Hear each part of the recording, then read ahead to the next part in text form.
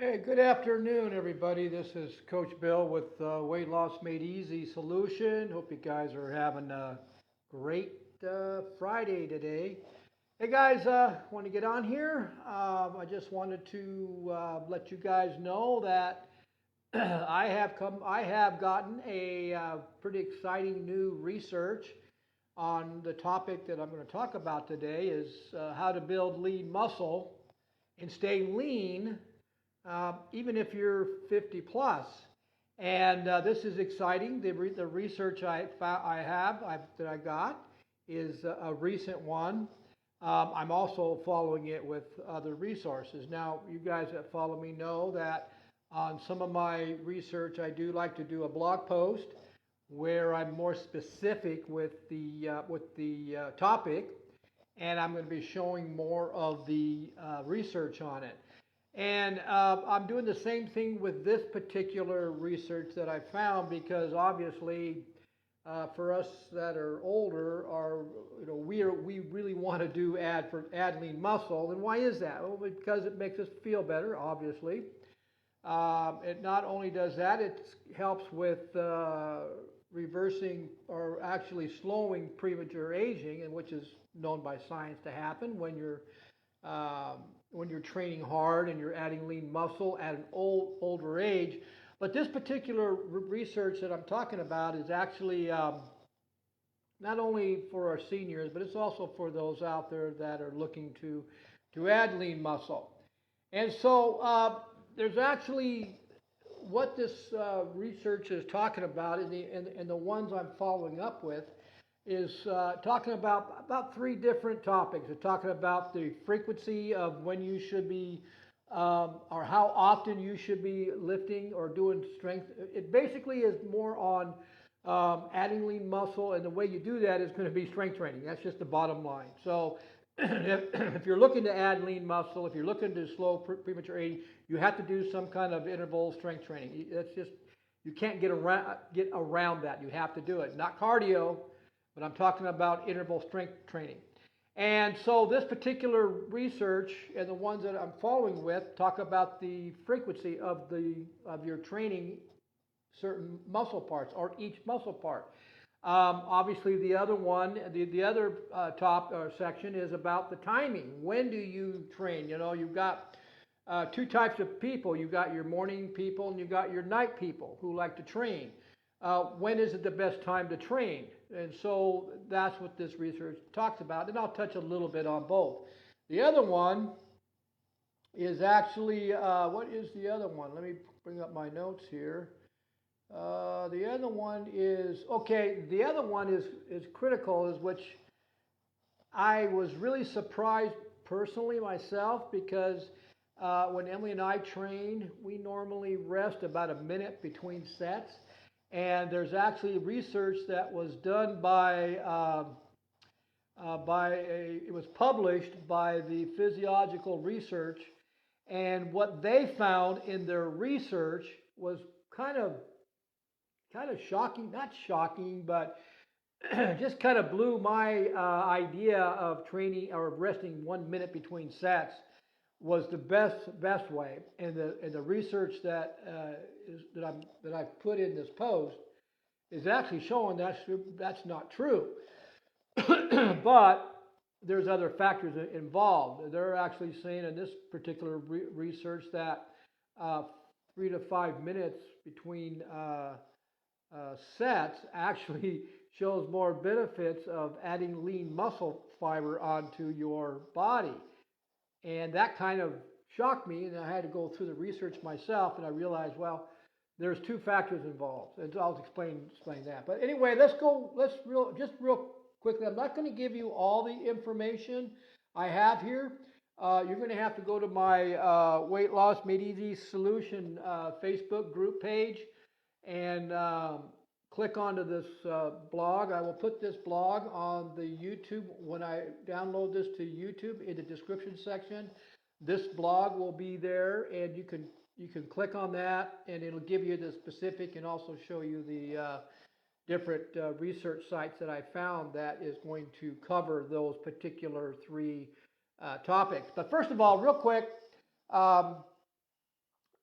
You guys know that when I educate people on intermittent fasting, primal eating, and hydrogen-rich water, we also talk a lot about on how important timing is when you're exercising.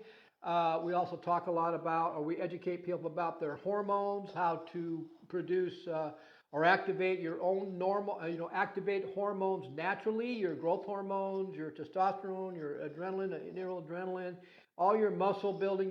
We educate people about that. And that's where this particular topic comes into, because that's all involved in adding more lean muscle, because you got to have all those. And especially when you're a senior, you really got to have all those. And I'm not talking synthetic testosterone. I'm not talking about synthetic growth hormones. I'm talking about your own growth hormones your body naturally produces, which you can do yourself and save yourselves a ton of money. But what was interesting is that on the frequency of training, and that means, for example, how many times a week should you train a body part to get the best results, or to actually be able to not only add lean muscle, but also to keep your body fat down. That's what we want to do, because of course those of you follow me know I talk about that the more lean muscle mass you have, this goes for women too, the faster you're going to burn that body fat off, or you're going to keep the body fat off. Well, the researchers concluded in this one research that training a muscle group more than once per week may be an effective. Now, I like to read what the research is, so it's not coming from me. It's actually what's on the research, so I like to read that to you, so you guys know it's not coming from me. But they're saying muscle groups more. If you train a muscle group more than once per week, may be an effective strategy to enhance muscle increase and higher volumes of time. So what they're saying is that, for example, okay, I'll give you an example. And now this particular research was put out by the Journal of Strength and Conditioning Association. They took a look at, I'm just going to give you a brief idea. They actually took a look at two groups of people. Group A trained a body part 3 times per week with a slightly less reps. What that means is that they did more like a interval strength training. They did each body part 3 times a week, and they used heavier weights and less reps, so more intensity on that group. Okay, Group B would train a body part once per week, doing a larger amount of sets. So more like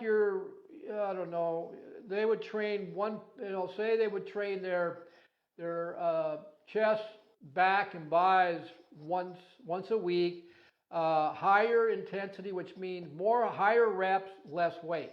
Okay, and so like I said, Group B trained body part once per week, doing a larger amount of sets, meaning completely burned the muscle out. So basically what Group B did was quick, fast, and it burned the muscles out very fast, okay? And they did that once a week, okay? So it has to do, now the whole option of this, or the whole reasoning for this research was to see how protein synthesis, which I'll give you the explanation of that, is it's what you have to go through in order to build lean muscle. Well, what this research was showing was what happens to protein synthesis, which is to help you build muscle. What happens between the two groups? Well, what they found out in this particular research, that protein synthesis will last up to 72 hours, and then it drops way down. Now remember what I just said. Protein synthesis is an environment your body has to be into in order to build lean muscle. Well, let's see what protein synthesis. This is basically what Google says it is. Muscle protein synthesis is the process of building muscle mass. Muscle protein synthesis is essential for exercise, recovery, and adaptation. As such, it's really popular topic in the fitness community. And a lot of health coaches or strength and conditioning coaches really don't touch, of course there's more scientific information about that. And I'm not going to get into the science part, but this is basically what Google is saying. So you guys know now that in order to be able to build lean muscle, even when you're 50 over, you got to be you have to be into an environment known as protein synthesis. Now, what activates that? Well, it's the protein you take inside. So pretty much the protein you're ingesting needs to be high quality protein and not that crap you buy in at Albertsons or Stater Brothers. You need to be buying non-toxic, non-hormonal protein like grass-fed meats and grass-fed chickens and pasture-raised eggs. And if you're going to have bacon, it's got to be uncured grass-fed bacon. All that you have to spend the extra money to get the benefits of what this research is talking about. But the biggest issue is that protein synthesis. They wanted, like I said, they wanted to see, how long or how, after, how quickly it drops during the two exercises. Well, the outcome came, guys. This is what it came. I'm going to try to find it here. Okay, here we go. Okay, so what they found out that the group A, the ones that were doing the intense, heavier workout, and they were building their muscle, or they were working out at muscle parts 3 times a week, found that they gained more lean muscle mass and burned more of the real body fat, stored body fat, not the fat from the food they were eating, but the actual body fat. That's a big issue because that's what you want to do. You want to be able to burn your own stored body fat. But they said group A actually increased muscle fiber by training in a training that body part 3 times a week, whereas the group B did not, because they were only training 1 body part per week. Well, the conclusion to that, what they found, is that protein synthesis will last 72 hours and then it drops down. Okay, so what happens, so what this is saying is that if you're only training that body part once a week, then you're losing protein synthesis, which is a muscle building environment, for 4 days for that muscle part. 4 days. All right. So that's why it's important to be able to train that body part at least 2 or 3 times a week. Because say you're doing it, say I do my chest on Monday, okay, and I do a really good, hard, safe, heavy weight, and then I do my chest again on Thursday. Well, I'm within that 72-hour window. Now, you could do it in 48 hours. You can do it in 72 hours. But you don't want to go past 72 hours if you want to get the maximum results on adding lean muscle and helping to lose that stored body fat. You understand what I'm saying here?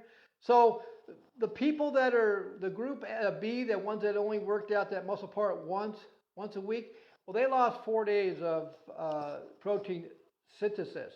4 days, which is a lot. I mean, if you're going to train and want to add lean muscle, why not do it how science says and do it right? Okay, and so that's why Emily and I, we work each body part twice a week, and we've been doing that for decades. Now, honestly, I didn't really. I mean, I knew about this a while back, but really didn't pay attention to it. And now that I got this new research by, who was it by again? Oh, by the Journal of Strength and Conditioning Research, which is a new one. It made a lot of sense. And what we were doing, and we didn't even know it, is that's why we were able to build lean muscle, lose the body fat we've lost, at our age, and here I really didn't even know it, but science is telling us this is what we did. So that was one of the research that showed how you can increase lean muscle mass and why protein synthesis and the explanation of why you need to be in that and why it's so important to work a body part out, at least twice a week. Now, the other research out there is of course, the key is to get the maximum protein synthesis for each muscle part. That's exactly what you want to do. Well, sports medicine also came out with a research about timing and exercise. So when is it a good time to exercise? Well, this kind of goes into details, and what I did was they actually did research. A study was published in Applied Physiology and Nutrition and Metabolism, which was done in 2015, I think it was. Yeah. And they took a group of 42 young men, okay?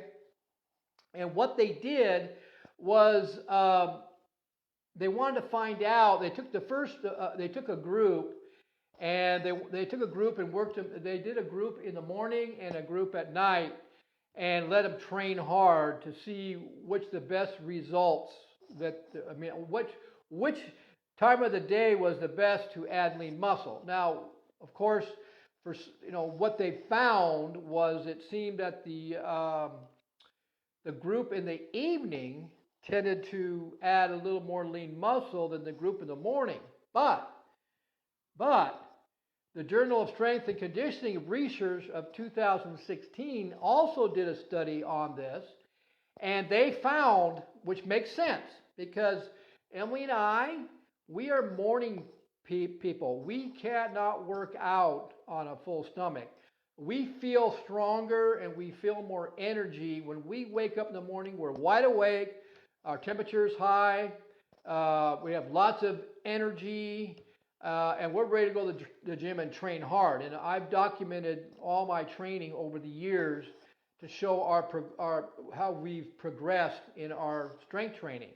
Whereas for me personally, at night, I don't feel good at night. I have no strength. I have no energy. Matter of fact, my body is pretty much ready to shut down and settle down. So we have two groups of people here. We have your night people, your morning people, and we have your night owls. And according to the Journal of Strength and Conditioning Research of 2016, stated that those out there that are actually gaining lean muscle in the morning, because they're morning people, they found that their temperature was higher in the morning than in the evening.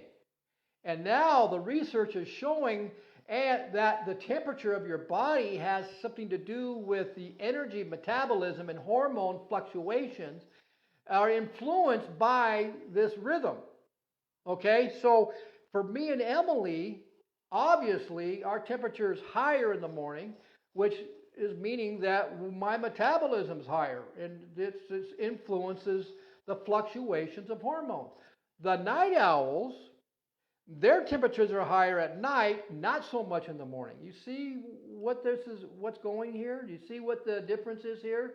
So what the Journal of Strength and Conditioning Research said, that if you are a morning person, that's when you should train. If you are a night person, that is when you should train. Now, you guys have heard me talk about how important it is to train in a fasted state, because that's when you're going to activate and elevate your growth hormones and all your muscle building hormones to the max because of autophagy.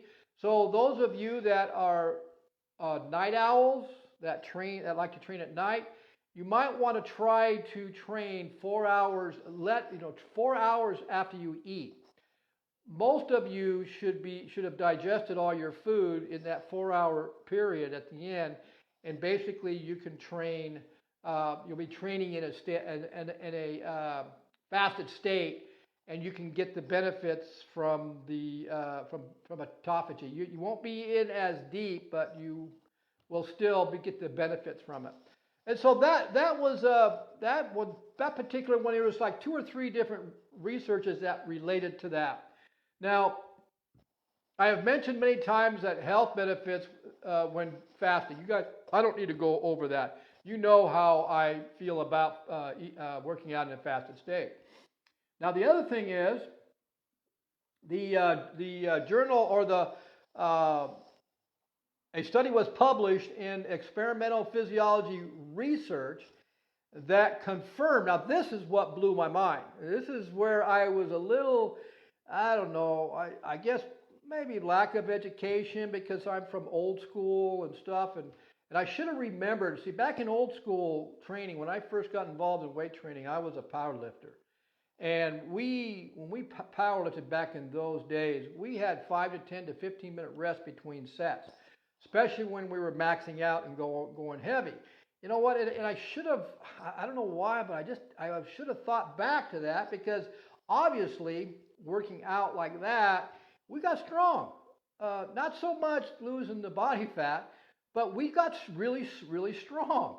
And so I should have tried to incorporate that kind of training, or I wish I would have thought more about it all these years, because now the experimental physiology research confirmed that a longer break between sets, up to 5 minutes, instead of 1 minute, resulted in stimulation of your body produce or getting stronger and actually adding more lean muscle by 76%. That's pretty amazing. But what happens is because of the rest period, this is what the conclusion is that you have a longer time that you're in protein synthesis. Okay, remember what protein synthesis is. That's putting your body into a muscle building environment. You've got to be in that. Well, giving your body enough time to rest in between sets, it was showing that it actually increased the length of protein synthesis, which means that basically 5 minutes that's just not what I do. But they also found out that those of us that have been training for a long, long time. Now, you guys know that Emily and I are doing primal eating or ketogenic diet. We also do intermittent prolonged fasting, combining it. We also drink hydrogen-rich water, which is a recovery drink for us. So the difference between Emily and I and those of us on the program is that we are recovering much, much faster than most of the public that are in the gym, because we just don't get sore, because we're drinking water that is known to hydrate us much more, or is much more superior in hydration, and is designed to flush out inflammation, which is causing the damage to the cells and causing you to be sore. With every glass that we drink while we're training, we're flushing out the metabolic waste that's causing the damage of those muscles and for you guys to get sore. So what does that mean? That means that we're recovering between sets much, much faster, and that we're recovering our mitochondria, which is the generator for energy in our body, which is controlling the ATP energy system, which is designed to give you that fire off the line.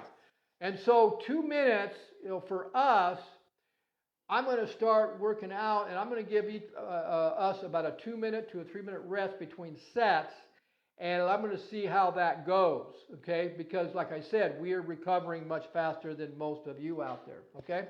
And so I thought that was pretty interesting. So the bottom line, this whole research focused on protein synthesis and how you need to be in that environment in order to build lean muscle, in order to keep your body fat down, and in order to slow premature aging if you're 50 plus.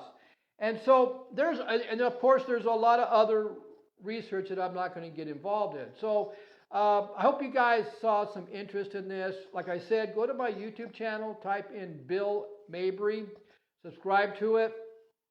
In the YouTube video, in the description section, I'll have the blog post so you can read it yourself, and it'll be more specific. You can also go to my Weight Loss Made Easy Solution Facebook group page, join it, and this video will be in there also. Okay, now I'm going to be doing another video in about 2 or 3 days. I got some really exciting news.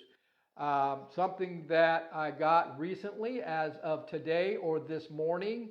I'm actually going through the research now to see exactly how it all works. But there's brand new 2019 research. It just came out. It takes a long time for these researches to be published and then sent to us. But this new one is about what they found to actually elevate fat burning, your own fat burning, when doing a certain intermittent protocol at a certain time of the day.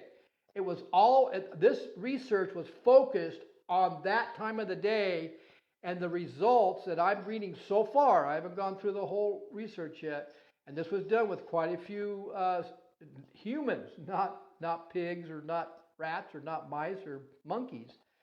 But what they discovered doing this time of the day was pretty amazing. And you know what? If you really think about it and you look back at all the research that I've been going through with you guys, it makes a lot of sense. Okay, so guys, like I said, if you guys want more information on Emily and I and our coaching, our online coaching, you can message me. Or if, I've told you before, Emily and I have become type 2 diabetic specialists, pre-diabetic specialists, and we're helping people reverse fatty livers, as well as, of course, the byproduct of all that is losing the body fat. We can give you some more information on that. Okay, guys? Hey, guys, have a great day, and I can't wait to get back to you about the new research. We'll see you later. Bye.